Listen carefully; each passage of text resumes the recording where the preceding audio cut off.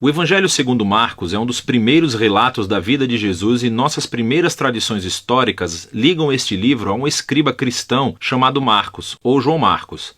Ele era um colega de Paulo e um parceiro próximo de Pedro. E, de fato, um antigo historiador da igreja primitiva chamado Papias lembra que Marcos coletou os testemunhos oculares e memórias de Pedro e transformou-os nesse relato. Mas Marcos não juntou as peças aleatoriamente. Ele compôs essa história de Jesus com muito cuidado. No primeiro verso do livro, Marcos faz essa afirmação sobre Jesus. É o começo das boas novas sobre Jesus, o Messias, Filho de Deus. O que é interessante é que essa é a única vez que Marcos nos diz aquilo que pensa. No resto do livro, ele influenciará você simplesmente colocando as ações e palavras de Jesus na sua frente e mostrando como as outras pessoas reagem a ele. Marcos criou a história de Jesus como uma peça de teatro com 3 atos. O primeiro se passa na Galileia, o terceiro em Jerusalém, e o segundo ato mostra Jesus indo de um lugar para o outro. Cada um dos atos se concentra no tema repetido. Então, no ato 1, todo mundo é surpreendido por Jesus e eles se perguntam: quem é esse Jesus? No ato 2, são os discípulos que têm dificuldade de entender o significado de Jesus ser o Messias. E então, no ato 3, assistimos ao paradoxo surpreendente de como Jesus se torna o rei messiânico. Vamos ver como tudo se desenrola. Depois da linha de abertura, Marcos começa com uma citação dos antigos profetas Isaías e Malaquias, que disseram que Deus enviaria um mensageiro a Israel para prepará-los para quando Deus aparecesse para resgatar seu povo e se tornar seu rei. E Marcos apresenta João, o Batista, como aquele mensageiro. E logo quando você espera que Deus apareça pessoalmente, Marcos apresenta Jesus. E quando ele entra em cena, os céus se abrem, o Espírito de Deus desce sobre Jesus e Deus diz: "Você é o meu filho amado." Depois disso, Marcos coloca diante de nós um resumo da mensagem central de Jesus. Ele percorreu a Galileia anunciando as boas novas de que o reino de Deus estava perto. Jesus está levando adiante a história das Escrituras do Antigo Testamento sobre a operação de resgate de Deus para o seu mundo. Através de Jesus, Deus está restaurando o seu reinado sobre o mundo, confrontando e derrotando o mal e o seu domínio sobre a vida das pessoas, e assim, convidando-os a viver sob seu reinado seguindo a Jesus. A partir daqui, Marcos apresenta um grande bloco de histórias mostrando o poder de Jesus ao trazer o reino de Deus. Ele mostra Jesus curando pessoas cujos corpos estão doentes ou quebrados, ou sobre a opressão de poderes espirituais obscuros. E Jesus até faz algo que, para o povo judeu, só Deus tem o direito de fazer. Ele perdoa os pecados das pessoas. E as ações de Jesus aqui produzem respostas bem diferentes. Então algumas pessoas o seguem e se tornam seus discípulos. Outras pessoas não sabem o que pensar e outras ainda o rejeitam completamente, especialmente os líderes de Israel, que o acusam de blasfemar contra Deus e de ser um fortalecido pelo mal. Mas Jesus não se surpreende com essas respostas. De fato, ele chama a atenção para elas. No capítulo 4, Marcos colecionou muitas parábolas de Jesus sobre a natureza oculta e misteriosa do reino de Deus. E Jesus diz que a sua mensagem é como a semente que cai em diferentes tipos de solo. Alguns são receptivos, outros não. Ou é como uma semente de mostarda que é muito pequena. Parece insignificante, mas depois cresce e surpreende a todos. O que Jesus quer dizer é que ele é realmente o Messias trazendo o reino de Deus, mas não do jeito que as pessoas esperavam. E essa crescente confusão sobre Jesus entre as multidões está ligada a uma ideia-chave que Marcos enfatiza no final do ato 1, que há confusão mesmo entre os discípulos de Jesus. Até mesmo eles têm dificuldade em entender quem Jesus realmente é, e isso nos leva ao ato 2. Ele começa com uma conversa muito importante. Jesus pergunta aos discípulos: "Quem vocês acham que eu sou?" E Pedro responde: "Você é o Messias." Mas fica claro que, para Pedro, isso significava que Jesus é um rei militar vitorioso da linhagem de Davi, que resgatará Israel dos romanos. Mas, para Jesus, ser o Messias significa que ele é o servo sofredor, rei de Isaías 53, que trará o governo de Deus, entregando a sua vida em Jerusalém. E os discípulos não entendem.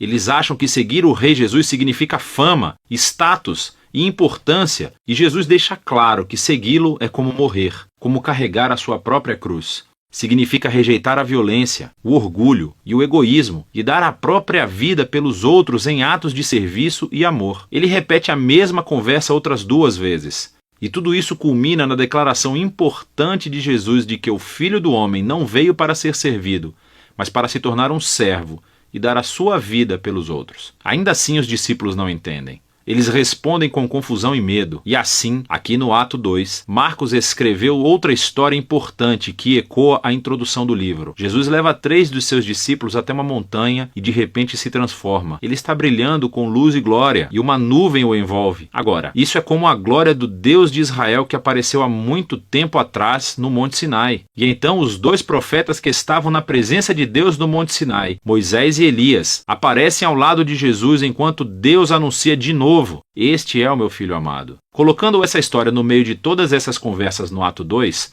Marcos faz uma afirmação surpreendente: que Jesus, Filho de Deus, é a personificação física da própria glória de Deus. E em Jesus, o glorioso Deus de Israel se tornará rei, sofrendo e morrendo pelos pecados do seu próprio povo.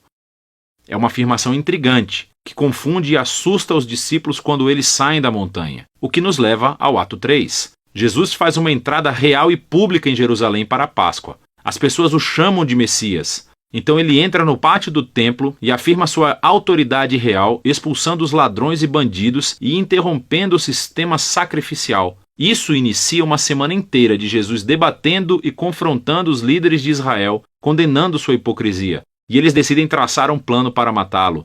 E Jesus avisa aos seus discípulos. Ele prevê que Jerusalém e seu templo serão destruídos dentro de uma geração. E os seus discípulos serão perseguidos como ele, até que ele retorne um dia para trazer o reino de Deus por todo o mundo. E tudo isso leva à última noite, quando Jesus toma a sua última refeição de Páscoa com os seus discípulos. Uma refeição simbólica que contou a história da libertação de Israel da escravidão através da morte do Cordeiro Pascal. E Jesus toma esses símbolos e lhes dá um novo significado. Eles apontam para a libertação do pecado e da morte que acontecerá através da morte do Messias sofredor. A partir daqui, a história avança para a prisão de Jesus, o seu julgamento perante os sacerdotes de Israel e o governador romano Pilatos, tudo isso resultando na crucificação de Jesus. E culmina em uma cena-chave, que reflete as cenas importantes dos atos 1 e 2. Exceto que dessa vez, não é uma nuvem que desce, mas sim as trevas. E em vez da voz divina do céu, é a voz de Jesus clamando antes de morrer.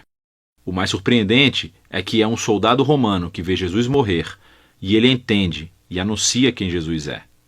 Este homem era o Filho de Deus.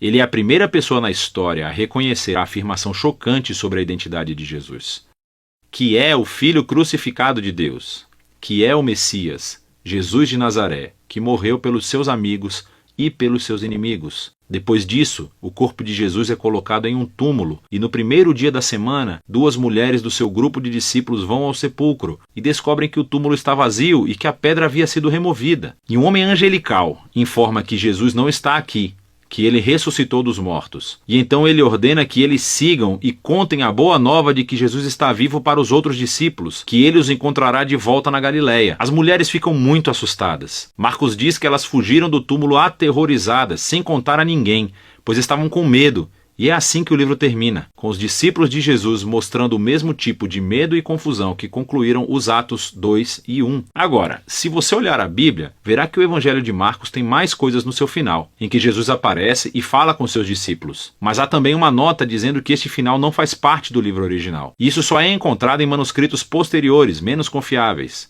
É possível que o final original tenha se perdido, ou que Marcos realmente nunca tenha terminado de escrever seu relato.